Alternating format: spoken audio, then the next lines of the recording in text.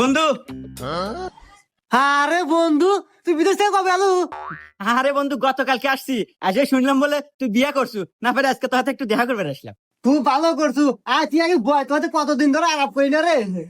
আর হ বন্ধু, ঠিকই শুনছু, আমি বিয়ে করছি। আচ্ছা, তুই বিয়ে হস না কে? কত তোর কি বয়স কম হয়ে গেল? বুড়ো হয়ে যাইতেছু। আচ্ছা, বিয়ে হবো কবে? কত নাকি কোনো সমস্যা? না রে দোস্ত, সমস্যা কিছুই না, আমার এই মনে কষ্ট আছে। শোন, আমি বিদেশ যাওয়ার আগে একটা মেয়ের সাথে আমার সম্পর্ক হয়েছিল, তার সাথে আমার সবকিছু হয়ে গেছে। তারপরে ওই মেয়েটা আমাকে আলু মালু বুঝে বিদেশ পাঠাইলো। বিদেশ যায়া কামাই গাজি করছি আর অক দিছি, ও একবারে সবকিছু আমার টিয়া পয়সা খায়া দোস্ত আর এক ছেলে বিয়ে হয়ে নিয়ে ঘর সংসার করতেছে। ইস রে বন্ধু, কষ্ট লাগলো। আর কি কমু কয়া, এই যুগের মেয়েরা সবাই সবাই ডুপ্লিকেট। একজনের সম্পর্ক হলে সবকিছু হলে আরেকজনের বিয়ে নিয়ে থাকে। হে আন্দাজে বন্ধু, আমি বউটো পাচ্ছি একবার নিখুঁত। লাখে দুটো পাওয়া যাবে কিনা সন্দেহ। তাদের গায়ে কলম আছে, আমার বইয়ের গায়ে কলম কলঙ্ক নাই। তাই নাকি বন্ধু? এত সুন্দর